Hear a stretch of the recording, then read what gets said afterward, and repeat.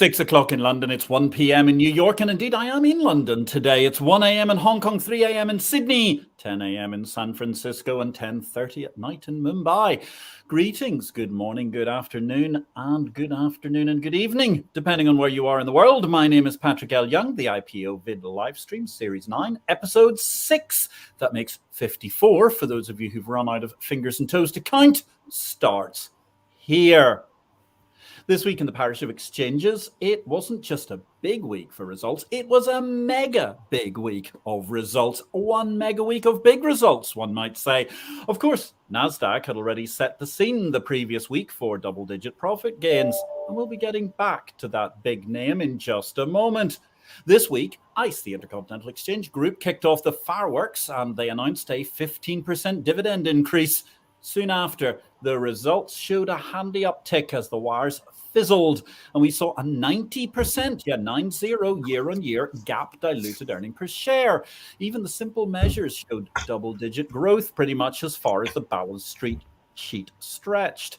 As I noticed in Exchange Invest, the overall mortgage numbers year-on-year remind us that when given a few billion grains of data, ICE doesn't just make bread. They deliver the finest caviar on top of the best blini with your choice of excellent champagne or the prime iced vodka of your dreams. And then we got the results from SIBO. They came in with a 90% leap in fourth quarter profits.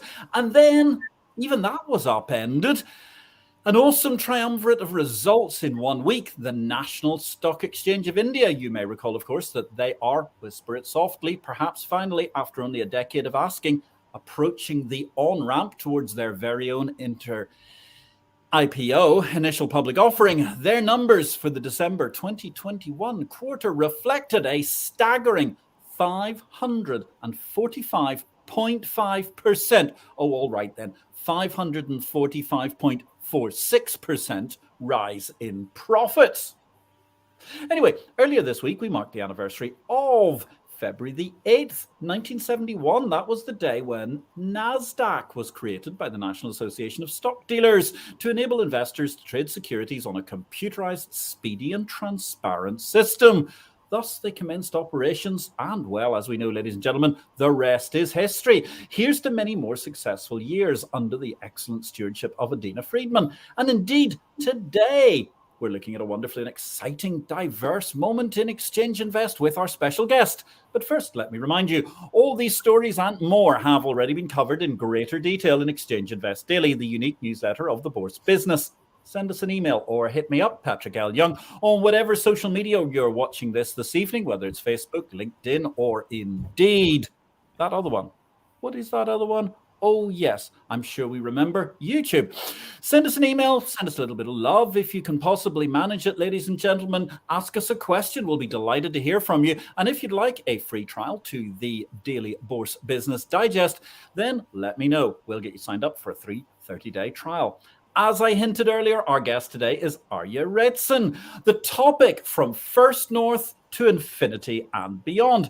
Erja Retzén is Senior Managing Director at Nasdaq Global Listing Services. She works closely with existing and future issuers listed on Nasdaq Nordic and with startup and scale-up communities. She's got specific sectoral experience in mining and exploration, gaming, and cleantech. So there you go, a polyglot guest this evening, ladies and gentlemen. Erja joined Nasdaq in 2005, and previously she held a number of managerial roles within marketing, communications, business excellence, and project management. So, Erja, good evening. Where in the world are you today? Hi, Patrick. Yeah, I'm here in Helsinki, all alone in an empty office. Yeah. Well, I'm sorry that you're all alone, but at the same time, delighted to see that you're filling the screen for us this evening, bringing your huge personality forward. Now, it's really interesting, isn't it? Because, you know, I think I first met you not long after you'd actually arrived at Nasdaq, and you had this amazing, fascinating job to suddenly rejuvenate and grow the listings franchise. But tell us a little bit about how you actually got there in the first place. You mean in general to the listings? In general, yeah. Well, I think it was an interesting position for an engineer. So I have a master's thesis in engineering, and so, but yeah, but it has been a long journey to record years when it comes to working on Helsinki. I mean Helsinki. I mean, when I started, it was still OMX, the Nordic exchange operator, and then 2018, Nasdaq came along, and then we were part of something bigger and better. So you became something bigger, part of something bigger and better, but OMX itself had been a trailblazer across Scandinavia for many years and also into the Baltic states. Now, the first time I met you, you were actually championing, effectively jumping forward with, I think, First North and other parts of the listings franchise. And I must say, I remember at the time, because a lot of people in other exchanges, they weren't just a little bit cynical, they were abjectly cynical. They really didn't think we were going to see you back again. And here you are now. Remind us, how many listings did you have last year in the Nordics with Nasdaq? So we had 219 listings, and out of those, 174 were actually pure IPOs. So it was a record year for us, especially in Finland. We broke the record from 1999.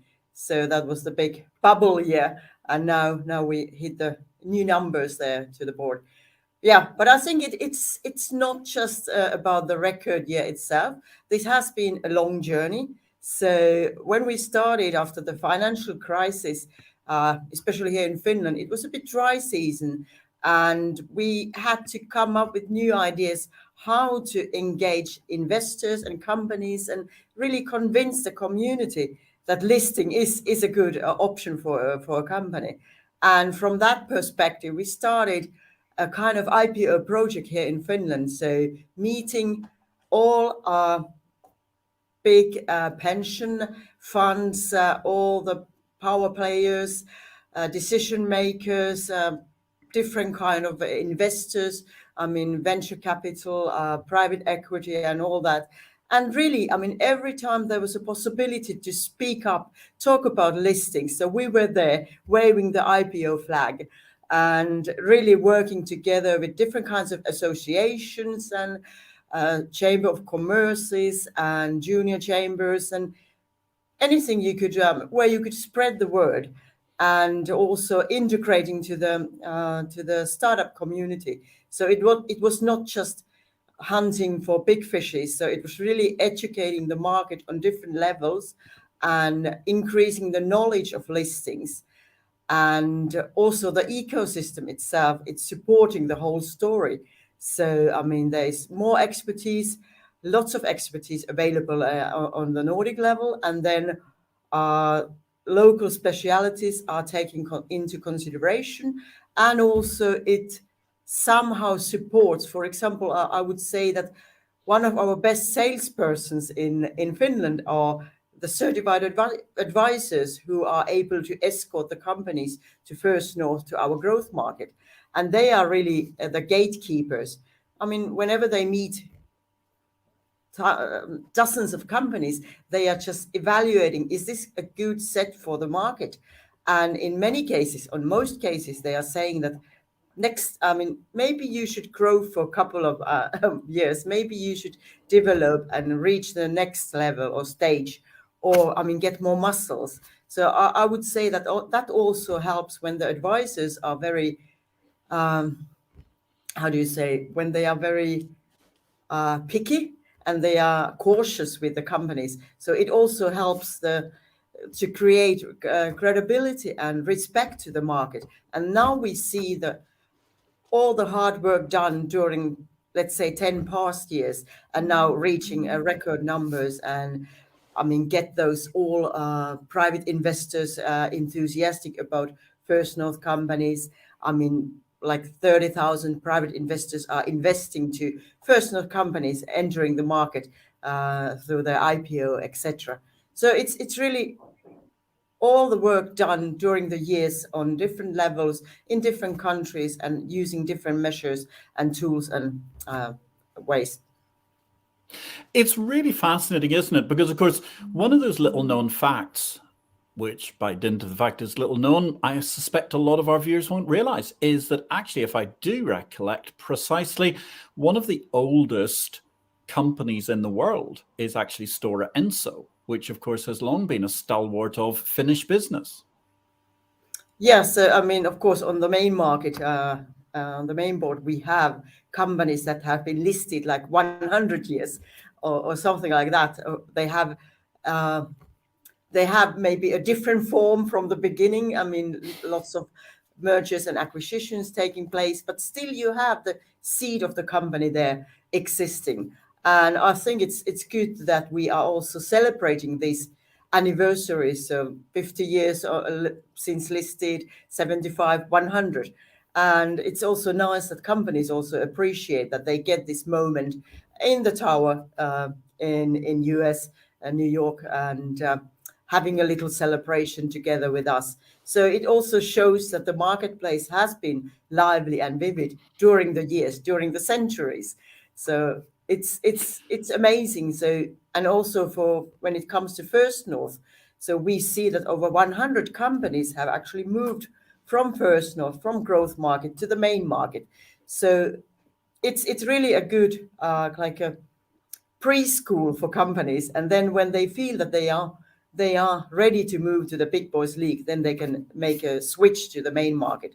But what is good with First North, the growth market, is actually that the marketplace itself doesn't set any rules that if you have been for X years on First North, or if you reach certain market cap, you have to move to the main market. So as long as the company and its owners feel that it is the right place for the company to be, so then First North is a good, excellent choice. Very interesting altogether. So we're here this evening. We are discussing the wonderfully exciting concept of looking at Nasdaq Nordic from First North to infinity and beyond with the MD of Listing Services, Erja Retzén. It's a intriguing conversation coming to us from a snowy Helsinki to a rather grey London. Plus ça change in the latter case. Let me say thank you very much to the various viewers who've already been checking in this evening. Hello, Peter Secon. Good evening, Marcus Ward. Simon Huckle. It's lovely to see you as always. Hello, Les Calvert as well. Great to hear from you. If you've got a question for Erja, just drop it into the chat, ladies and gentlemen. We'll be delighted to take it. So, Erja, it's very interesting. I mean, the demographics of where you've built First North strike me as being really intriguing. I'm not trying to be rude, but we all know that Scandinavia, the Nordics, the Baltic states, they're all remarkably large, but they don't really have that many people per square mile pro rata compared to packed places like the UK. Wasn't it very daunting to create a competitor, essentially, or a lookalike or a similar small medium enterprise market to, say, the AIM in London in First North, given the fact that it wasn't automatically seen as being a big area in which you would raise capital? Definitely. I mean, it has been a challenge, but I think we have been very straightforward in our development of the marketplace. And as said, there is a huge support from the Nordic community. Ecosystem is strong. So they are investors of different sizes, of all sizes. And especially on First North, the retail investors are extremely active on trading with the First North shares. So that has really kept the liquidity on a good level. And even during the COVID and before that, we have seen that there has been a tremendous rise in trading on First North companies, also from international perspective. So international investors and larger investors, they have now found the First North. So it's not just a local marketplace for local companies, because we have also, I mean, majority of those companies listed on First North, they are actually Nordic companies, but we have roughly 30 companies also outside the Nordics. So I would say that all these IPO reports big four companies are producing, for several years, they have now highlighted that there is this a kind of Nordic wonder, Nordic miracle that so many listings take place. And nowadays, First North is the largest growth market in Europe. So these reports have really pinpointed that something is happening in the Nordics. And from from there, it seems that also, I mean, entrepreneurs, investors, they are really directing their headlights to the Nordics, and therefore we have these listings from UK, from Ireland, from Germany, from France, uh, from Malta, and some of these companies, or majority of those, they have maybe some roots or something, some connection, natural connection to the Nordics. But then there are also those who just see that their peers and their customers or the investors they are interested in are located in the Nordic area, and therefore they feel that Nasdaq Nordic, Nasdaq First North is a great fit for them. Yeah, it's very interesting. I mean, certainly you did incredibly well over recent years with what I might call sort of diaspora companies. I mean, you mentioned there the fact that you've got listings from Malta, for instance. Well, I think most of your listings from Malta are in gaming, iGaming, gambling, and actually most of them are actually Scandinavian companies who were driven out by the laws, ended up in Malta. But fascinatingly, they didn't list in Malta, they didn't list in London. They ended up choosing First North, which certainly shows something you were doing very, very well, both in scouting those listings as well as having the advisors to groom the companies. Yeah, and I think also because we have statistics stating that it's not just you can have a successful IPO on Nasdaq Nordic, but we also have the after trading. So there is liquidity taking place, and also you can have secondaries and all the other financial tools available for you when there is more demand for capital in coming years. So it's really the well-functioning ecosystem supporting both the trading and the listings, and then there is this active trading community taking care of the after trading. And I would say that in the Nordic countries, especially in Sweden and Finland, we can also thank officials creating this savings account system. So you can trade within your own portfolio, and you don't have to worry about the taxes or anything like that. And it's just the taxes come into picture when you get your profits out of the portfolio. So that has increased, especially in Finland, the appetite of retail investors towards IPOs. It's really, really fascinating altogether. And certainly, as you say, you're stressing the ecosystem and stressing the fact that you've got these excellent cadre of advisors. Now, those advisors, and we've got a great question coming from Peter Sekon. Peter, just let me hold back for a second. I just want to finish this train of thought. But you mentioned the advisors. Now, it's very interesting because the advisors themselves, where are they from? Are they all local Scandinavian companies or Nordic companies, or are they regional, or? Yes, some of those, I mean, of course, they are Nordic mostly. We have a couple of non-Nordics, and they have brought companies also for example, to Copenhagen. But then normally they are local players.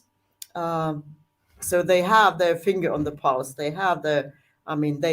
touch the ground, and they know the companies, and they know the investors who are interested in such companies. But then we also have these more cross-border certified advisors who are looking for different markets. And I think it's good that also some of the advisors are more boutique style, so they are independent. And then we have this big Nordic banks like Danske Bank, Nordea, SEB, and some others, Carnegie, who are just working on a Nordic level and also have their subsidiaries outside the Nordics. So they are in a way covering both the Nordics and then the wider perspective. But I would say that also these local smaller advisors, they are very, very important for the whole setup, because they have a good reach on a local level, and they are able to escort maybe a smaller companies also to First North. So I mean, I think these market caps on First North, they may vary from few million euros to over billion euros, and everything in between. And they also represent different sectors, and they come from different parts of the countries on individual country. So it is good that there is this variation. So it's not just this type of companies enter the market. So there is pre-revenue companies and those who are very mature, and as said, everything in between. Fabulous altogether. Thank you, Ian Miller, for the like. I really appreciate that very much indeed. So just a couple of very quick fire questions. First North, you mentioned the euro, but obviously there are a number of different currencies in circulation around your catchment area. So are companies listed in their own, in a domestic currency against one of the particular cities, countries of the First North archipelago? Yeah, so in Finland it's euros, Denmark is Danish crowns. In Sweden we have, companies can choose either it's euros or Swedish crowns, and majority goes to crowns. And then Iceland and the Baltic countries, they have their own setup. Also in the Baltics it's euros. So it's still, even though we talk about Nasdaq Nordic, we have independent exchanges. So by the end of the process, you need to choose. Do you go to Stockholm? Do you go to Copenhagen? Or is your first choice Helsinki? Okay, that's very interesting. And what sort of a difference does that make for a company? Obviously, I can understand if I'm a Finnish, whatever it is, pizza manufacturer or something, then naturally I will want to be in Helsinki. But if you're a more international company, is there a particular range of choice as to where you might want to go? Well, of course, companies can choose the listing venue where they want to be listed, but I think it is so that our rule book on First North, it's international, it's common for all markets. So nowadays there is a good representation of investors and traders on all markets. So probably you pick and choose the venue that you think is the best choice for you. So if you, for Finnish company, it's easier to get listed in Finland because we have different kind of restrictions when you are a Finnish company listed only outside Finland. But that's a kind of detail. We don't have to go to that. But then I would say that it's really the sector you are in and investor base you are looking into, and what are your ambitions for the future. That's determine the listing venue. But I would say that globally 95% of the companies, they normally get listed in the country where they are registered. Okay, so 90% get listed in the country are registered in. What about reporting? Do all the companies have to report in the domestic language, or do they also report in English, or how does that work? On First North, companies can choose, do they use the local language or just English? But on main market, if you are a Finnish company, you have to report in Finnish or Swedish. Those are our official languages, and then English can be an addition. But then, if you are a non-Finnish company and you would like to get listed in Helsinki, so then you could choose Finnish only. No, English only. Sorry. That's all right. We're here with the encyclopedic Erja Retzén as she goes through all of the facts and figures of that incredible Nasdaq Nordic success story to infinity and beyond. Well, certainly to good grief, 219 listings alone last year. Absolutely spectacular numbers. If you've got a question, please fire it in through the chat. We're going to go to our first question this evening with Peter Sekon. Hello, Peter. Great to see you once again. Hi, Erja. You talk about growth. Bitcoin and the likes are not directly traded through any stock exchange, but with the growing crying for mass adoption and ability to trade crypto on exchanges, linking the fiat and crypto markets, does Nasdaq A, believe this is the future, B, have any strategic desires to eventually offer this on its exchange, and I suppose C, how do you see this working?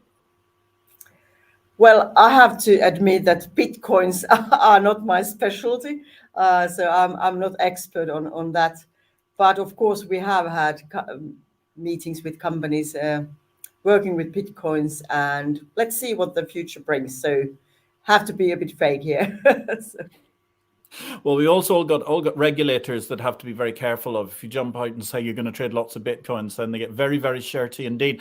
On the other hand, it sounds to me as if you're just incredibly busy with the SME environment. So as a matter of interest, I mean, you talked about statistics. Has there been an upswing in the number of new companies in the Nordics concomitant with the upswing in listed Nasdaq Nordic companies? Maybe could you rephrase the question? Well, I'm just wondering, has there been an explosion of new companies in the Nordics as a whole? I mean, new companies being founded, Yeah. and has that helped feed the listings boom, or is it actually a case that you're managing to help nurture a lot of companies without there being a huge growth in the base of small companies? Yeah, I would say that there has been a kind of increase. So the previous record year we had, it was in 2017. So then it was 118 listings. So now we broke the record with 100 companies. But it really goes up and down. So you never know what before the last day of December, what is the actual number for that year. And I would say that success creates success.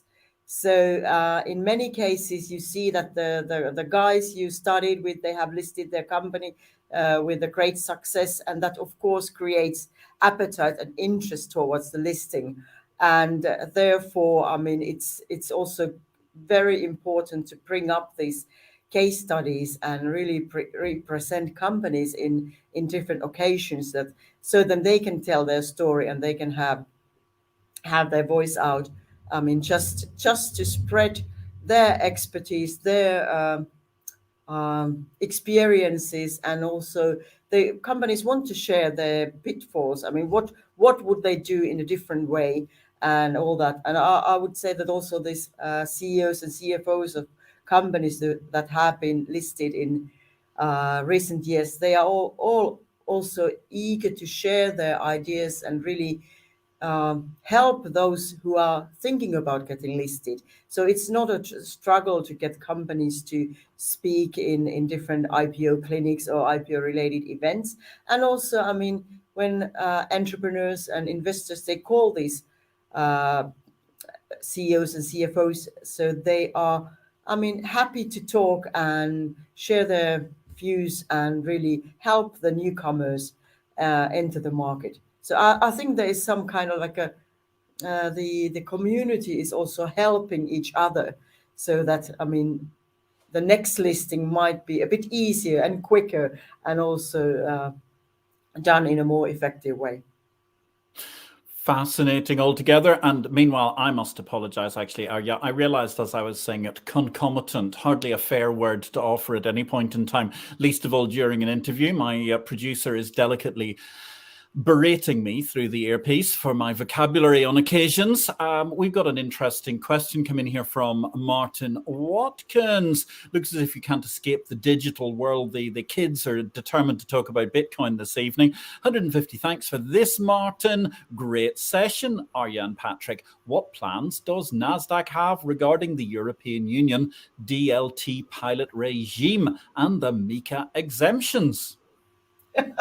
Oh my God, where do you find these topics? I have no idea.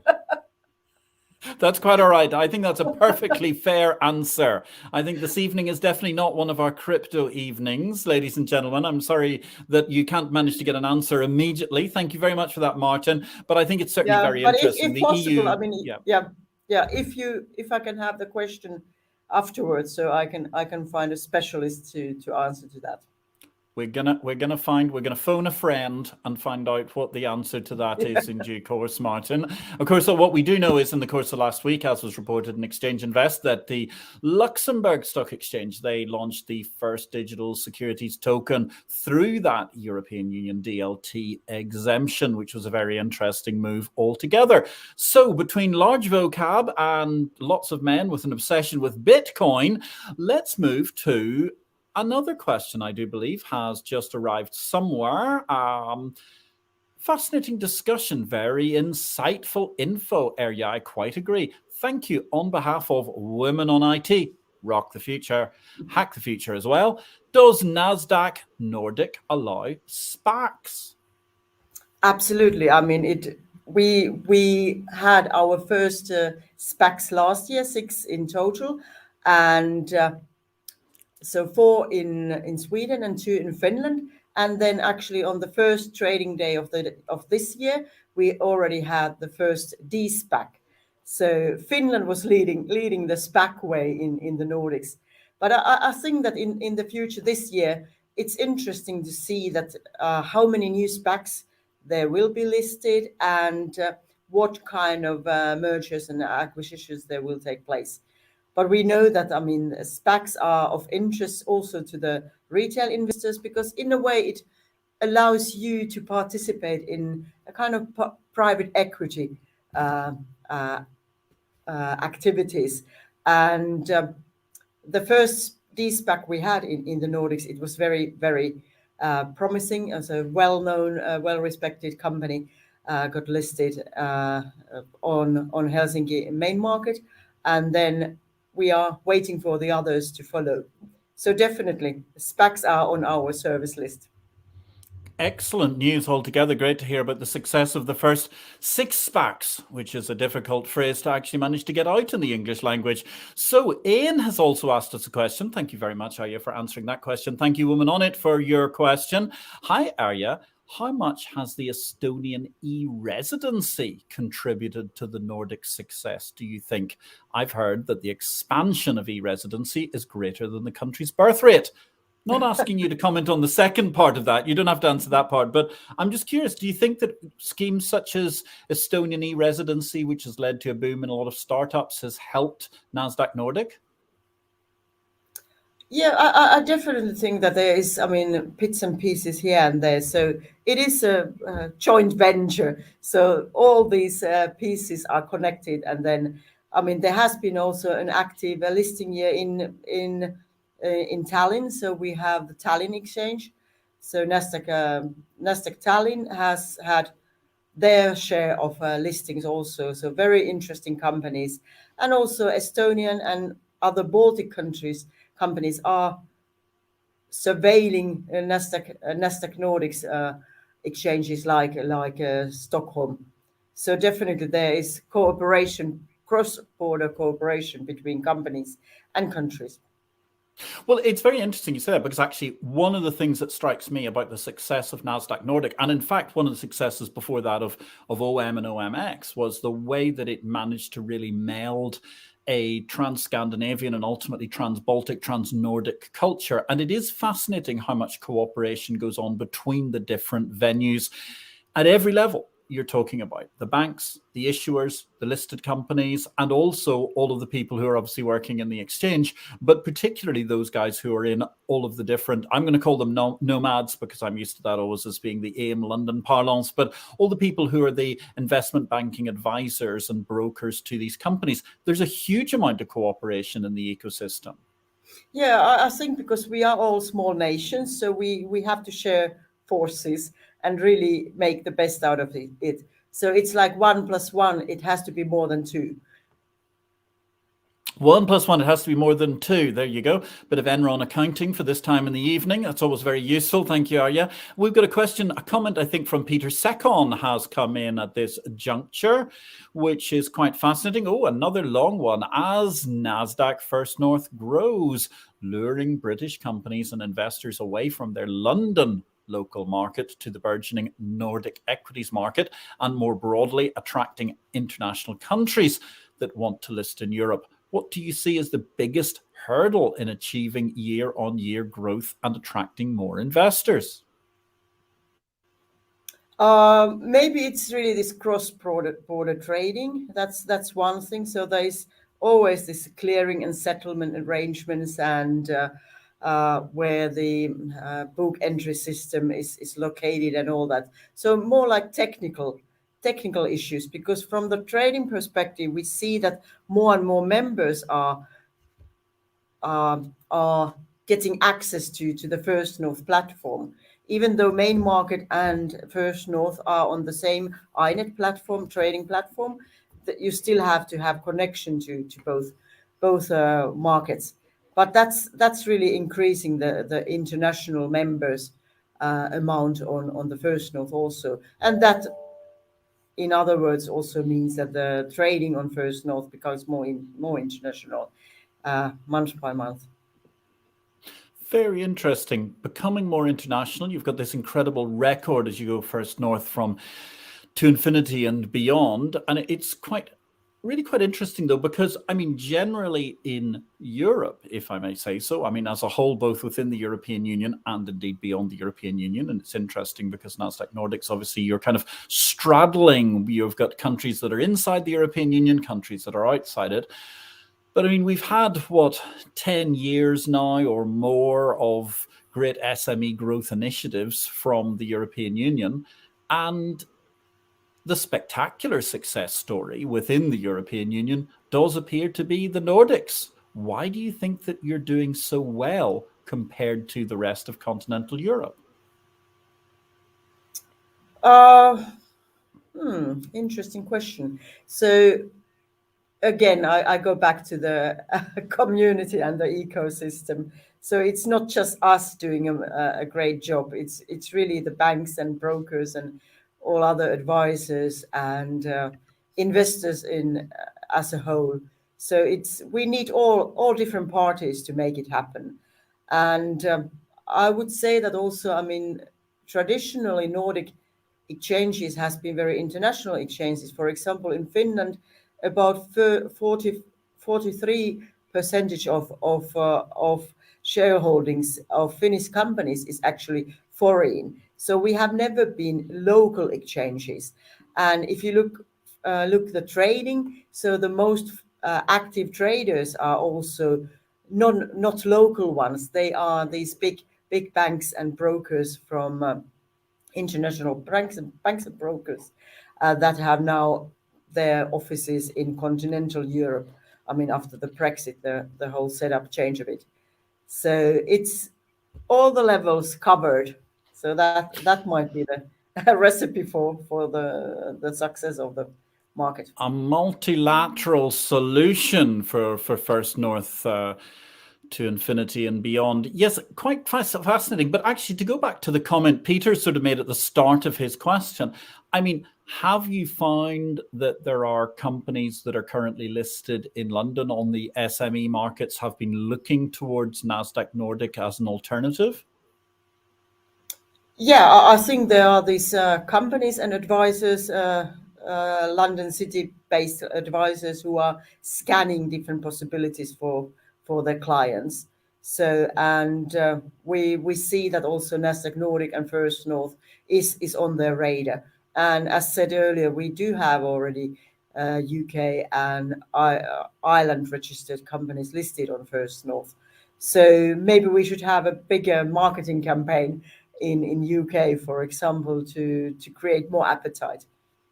But as said, many companies have their peers in the Nordics now, and they see that those IPOs and life as a listed company has been very good for the development of the company. So I think that's also helping to spread the word and really create the interest and the appetite to get listed in the Nordics.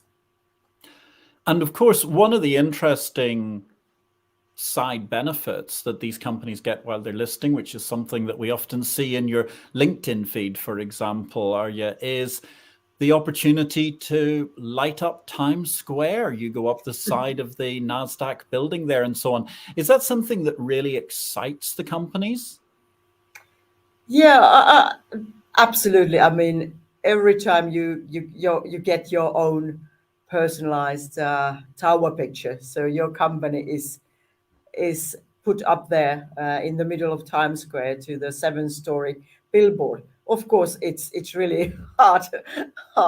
Your heart starts pumping, and companies, they do appreciate that we try to use the US activities as much as possible. So, for example, for our large cap companies, we have an annual investor seminar in New York together with SAP, And we also, I mean, our listed companies, they can get, they can ring opening or closing bell in US, in New York, and then have like a, I mean, if you have employees in US, you can invite also them to this ceremony. And I think for those US residents, it's really a big thing, because then you can also say to your family and friends and relatives that, hey, look at CNN or CBS on that evening or morning. I will be there waving, because those bell ceremonies are also broadcasted live to various TV channels. Yes, it's a great piece of publicity for everybody, the opportunity. It's quite fascinating to see how many middle-aged executives suddenly seem to take an active interest in campanology when it involves a very large stock exchange. We've got a great question just come in, actually, Erja, from one of your peer group, a man with considerable experience in the SME stock market business. Good evening, Thomas Carruthers. It's lovely to hear from you this evening. The Nordic countries already have a good to great name for sustainability. But do you think the rise of ESG is specifically an opportunity to attract new listings on your market? Absolutely. I mean, ESG is in our DNA. So for many years, we have been working around ESG and really creating our ESG portfolio, so services and products available for listed and non-listed companies. And for example, we have this ESG reporting 2.0 book, or kind of like a guidance, so companies can voluntarily start reporting on ESG on the level they prefer. So it's not a must, but it's like a, maybe you should take a look at this. And then, I mean, we have ESG portal, ESG advisory services, ESG data hub. And then last summer, we also introduced new Nasdaq green equity designation. So for those companies who are really emphasizing that they are green and their business is green and they want to be even greener, so those companies can have a external evaluation on those key KPIs and matters they are working on, and then we can grant, when they pass the evaluation, they can get this Nasdaq green designation stamp or recognition. And we have 4 of those at the moment. And first, this year we had already one in Finland, Lamor Corporation. It's a very promising company working with environmental risk and issues, and I mean oil recovery and all that. So it's really the core of their business. And I would say that ESG and the importance of it's getting more and more value within Nasdaq, and we see that for certain companies it is really one of those pulling factors that they want to get listed and they want to have the green label also for their company. So you mentioned that, actually, that's really, really interesting. Explain it to us just a little bit more. You mentioned this Nasdaq Green Destination. What does that actually mean? Yeah. Yes. So now I have something. So it means I have notes here so that it goes. So it's really external valuation companies. I mean, external auditors. They evaluate the company. Nowadays, it's Cicero and Moody's ESG. Those are our partners. And then the company gets a report. And when they can tick all the boxes our criteria is demanding, so then the company will get this green equity designation. Very interesting. And so that certification then is something that can be used, obviously, as a badge of ESG honor going forward with the appropriate investors. Are you seeing a lot of investor demand for ESG stock generally? Yes, I mean, it's really increasing rapidly. And this is also one way to help private investors to look into those shares that have the green label. So you can filter on our website, for example, you can filter the green ones. And then you know that when you invest to those, they have met the criteria we together with the market participants have set for the recognition.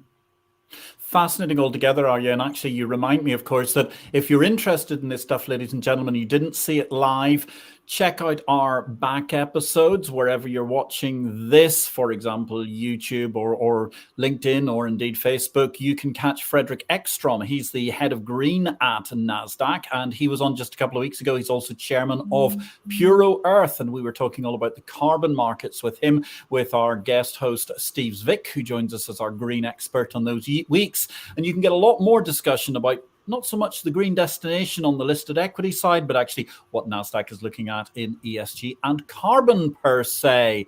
That brings us very neatly, Erja, to a question from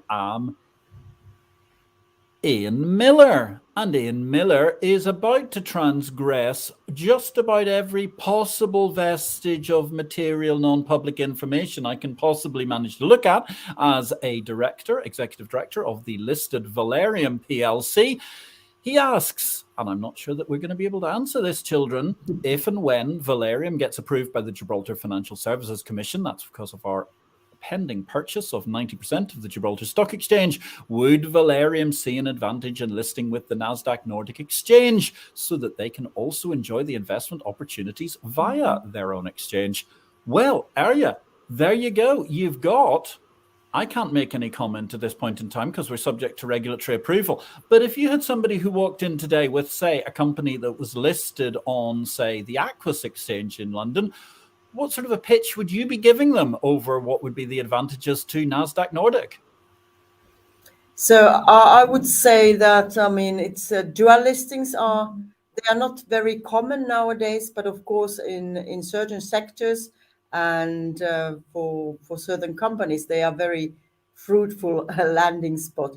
So I would see, I mean, it would be great to know that what the company is really expecting from a listing in the Nordics. If they are listed in another venue already, and then they are seeking for a listing in the Nordics. So in many cases, it might be so that company has a project in the Nordics, or they have owners, big owners in the area or something like that, or they have peers that have made it big in the Nordics, and they feel that there might be also room for them and really support that sector on First North.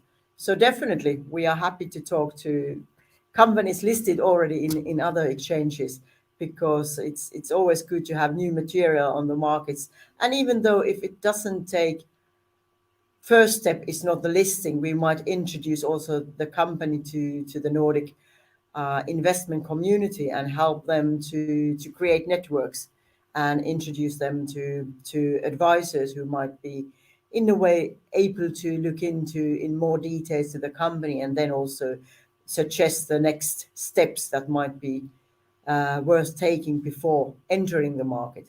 So sometimes it's good to also have a slow approach, but I would say that for some companies, for example, gaming companies, so if they are strong peers on the market, you might also join the peer group in the Nordics if it's good for the company and it really fits to their plans for the future.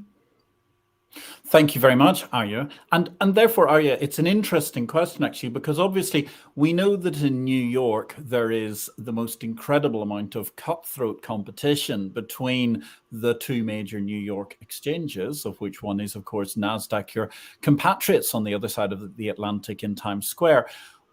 What has the situation been at Nasdaq Nordic? We've discussed IPOs. You've obviously had that incredible 200 plus listings last year. So therefore, can we presume that the 174 and the 209, which therefore makes a number that I'm going to have difficulty computing, but there's somewhere about 25 or 30 companies that you mentioned that didn't have full IPOs.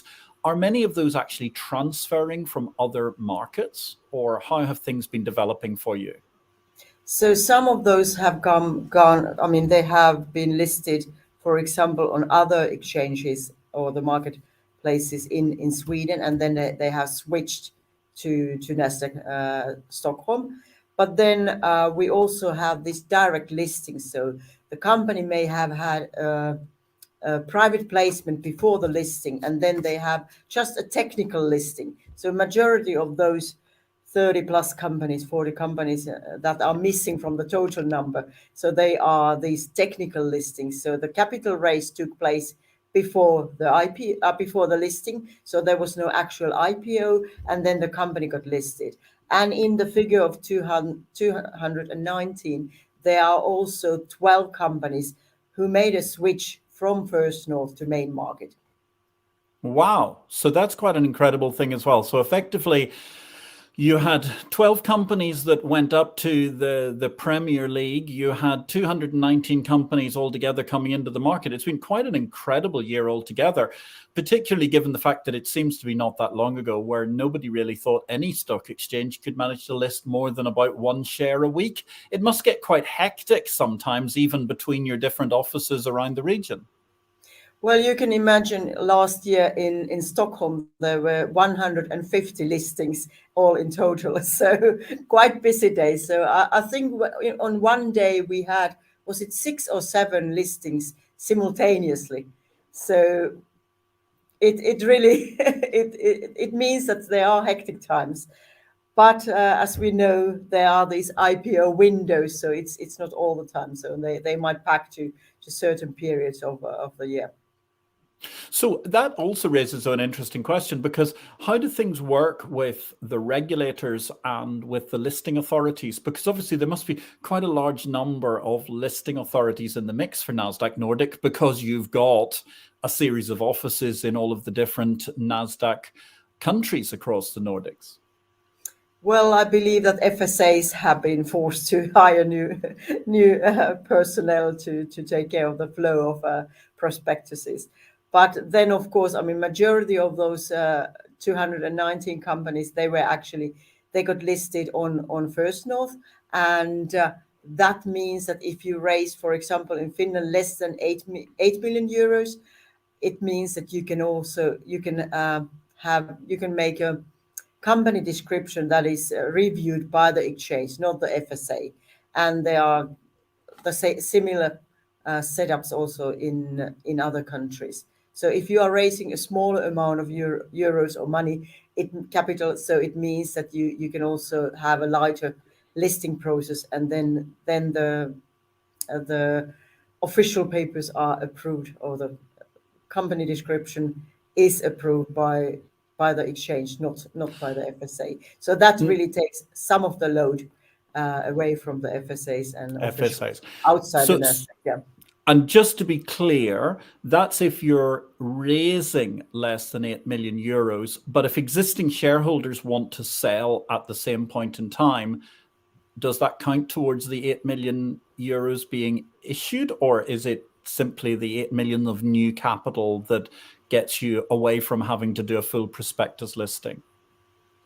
Oh, if I remember correct, I think it's all included. So the capital raised and sold is all together. Yeah. It's all included. Okay, now I'm just curious as the technicalities. I suspect some of our viewers would be quite fascinated by that. But look, I mean, Erja, this has been an absolutely incredible discussion. We've ranged all the way through the different Nordic, Baltic, Scandinavian countries, and you've talked to us about this amazing series of listings, 174, if I got that right, IPOs, 219 listings. So you're creating your very own powerhouse revolution in First North. But where do you think the capital market revolution goes next? Well, personally, I would like to see that. I mean, this cross-border trading and listings are getting easier, not so complicated. So we have to get rid of these local rules and regulations regarding this and that. I mean, clearing and settlement and all that. So it's on my wish list. Simplifying cross-border listings, making life much easier. In fact, heading towards that single European market that's been threatened for so long by the European Union and not actually delivered. Gosh, who knows, sooner or later, they might even try and come up with a coherent initiative to help us with small capital raising. So, Erja Retzén, it has been absolutely fascinating to be with you this evening. It's been a most interesting discussion to infinity and beyond with Nasdaq Nordic on the back of those amazing 219 listings. That's just absolutely sensational. You're mentioning also in your home market of Finland, you broke the record last year, which had stood since 1999 on the cusp of the new millennium, and how exciting that was to see that. Great to hear you saying ESG is in our DNA as you discuss the green destination of Nasdaq Nordic, and also how you've built an incredible ecosystem, and indeed coming as you do from Finland, the land in which we have one of the world's oldest trading companies, Stora Enso. So fascinating to hear how the cooperation works across borders, across the region, and even with the regulators in so many ways. You've got 6 SPACs on your market. And also a great deal of international investor interest. As you mentioned, 43% of Finnish company ownership is in fact overseas shareholders. Really interesting to be with you this evening. And next week, we're looking forward to a very interesting show. We're going to be back into the world of carbon. We're looking at holistic renewable energy and carbon. And that's going to be with our special guest, Henrik Hasselknip. And we're looking forward to hearing all about an addition to the carbon markets. That's going to be with my co-host and green expert, Steve Bionic Planet Zvik. It only remains for me this evening, ladies and gentlemen, to say a big word of thanks to all those of you who've contributed this evening. Thank you very much also to those of you who are delivering the likes. So, Peter Secon, thanks for the questions and comments. Marcus Ward, Simon Huckle, Martin Watkins, Ian, Woman on It, Thomas Carruthers, and Ian Caldwell. I really appreciate all of your different inputs today. And let's close today with just a little thought about the fact that, of course, it is 51 years ago since the birth of Nasdaq itself. Look at the way that has revolutionized stock markets across the world. And indeed, thanks to OMX and OMX becoming part of the Nasdaq group in 2008, the incredible opportunity that's given us for First North to grow to infinity and beyond. Sachin Patel, Robert Brown, thank you very much for your kind comments. This has been IPO-VID number 54. Thank you to our guest, Erja Retzén, once again. My name is Patrick L. Young. I wish you, all Valerium PLC shareholders, and everybody who's reading Exchange Invest, a wonderful week in life, blockchain, and markets. See you next week.